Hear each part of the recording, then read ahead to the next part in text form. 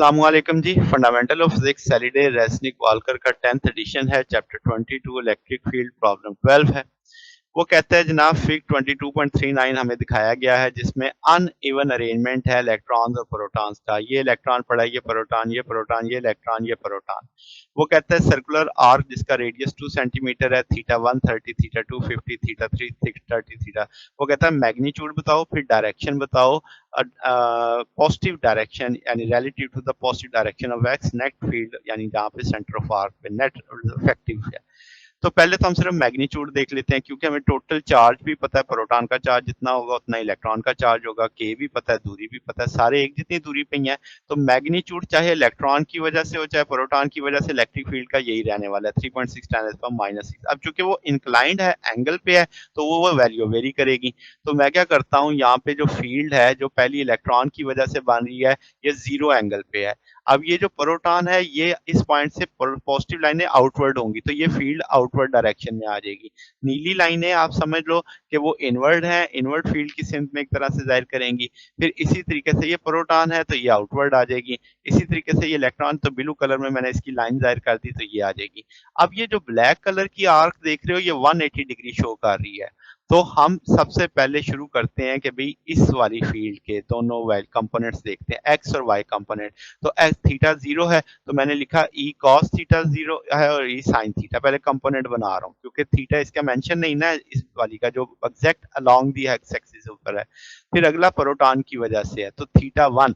अब ये theta one है तो अगर मैं इसकी फील्ड को देखूं तो ये इसका अल्टरनेट एंगल बनता है इधर यानी लाइन के दूसरी तरफ। तो 180 प्लस थीटा वन इसकी फील्ड एंगल बना रही होगी। तो बात समझ आ रही है क्योंकि ये ब्लैक लाइन 180 और ये थीटा वन, इस तरफ का थीटा वन है तो इस तरफ भी कितना होगा थीटा वन। तो मैंने लिखा एक्स कंपोनेंट भी है 180 प्लस कॉस थीटा वन और साइन कंपोनेंट भी, यानी एक्स वाले सारे इकट्ठे कर दिए, वाई वाले सारे इकट्ठे कर दिए।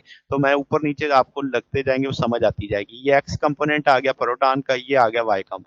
फिर अगला प्रोटॉन है ये थीटा टू बना रहा है तो ये थीटा टू आपको नजर आ रहा है कि बन रहा है। तो अगर देखें 180 theta one plus theta two, positive x axis के साथ उसने कहा था ना पॉजिटिव डायरेक्शन ऑफ एक्स, तो वो तभी बनेगा अगर आप यहाँ से चलेंगे कि भाई आपके पास ये आ जाएगा 180, ये थीटा वन और ये थीटा टू। तो टोटल मैंने लिख दिया E cos 180 plus theta one plus theta two इस सेंस में। फिर आगे चलें इस तरफ आ जाएं तो ये अब आपके पास अगला है इलेक्ट्रॉन की फील्ड, ये थीटा थ्री बना रहा है। तो अगर मैं इस पॉजिटिव एक्स एक्सिस से उल्टा चलूं, पहले तो काउंटर क्लॉकवाइज चल रहा था, अब क्लॉकवाइज चलूं तो इसलिए मैंने नेगेटिव दे दिया कि मैं काउंटर क्लॉकवाइज आ रहा हूँ, नेगेटिव आ रहा हूँ। तो ये माइनस यहाँ तक पहुंचने के लिए, ब्लू लाइन तक पहुंचने के लिए टोटल एंगल कितना हो जाएगा minus theta four minus theta three. वो मैंने लिख दिया, उसका एक्स कंपोनेंट भी उसका वाई कंपोनेंट भी। इसी तरीके से सिर्फ इस वाले को प्रोटॉन की फील्ड निकालने के लिए थीटा फोर है तो यहाँ से आ जाएंगे कि माइनस थीटा फोर कॉस के लिए भी, माइनस थीटा फोर साइन के लिए भी। अब वो सारी वैल्यूज हमें पता है, theta one theta two theta three theta four, वो सारी वैल्यूज मैंने प्लेस कर दी, उनको इकट्ठा करके लिख दिया, उनका अलजबरा सॉल्व कर लिया। इस सारे में से ई कॉमन ले लिया था मैंने, ई की वैल्यू चूंकि मैं पहले निकाल चुका हूँ वो शुरू में लगा के सारे को सॉल्व करेंगे 3.93 10⁻⁻�6 न्यूटन पर कूलम आ जाएगा। फिर अगर मैं सारे एक्स कंपोनेंट को जमा करूंगा तो इलेक्ट्रिक फील्ड का एक्स कंपोनेंट आ जाएगा, सारे वाई कंपोनेंट जमा करूंगा सारे। अब x component positive x axis की जानिब है, वाई नेगेटिव एक्स एक्सिस की जानिब है।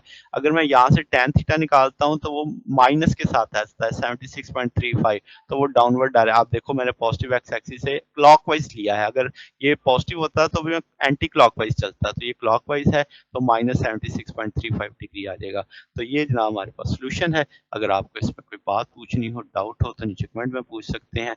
वीडियो अच्छी लगी हो तो वीडियो को लाइक कीजिएगा, दोस्तों के साथ शेयर कीजिएगा, चैनल को सब्सक्राइब कर दीजिएगा। अब तक के लिए इतना ही, बाकी इंशाल्लाह नेक्स्ट देखेंगे। ओके, अल्लाह हाफिज।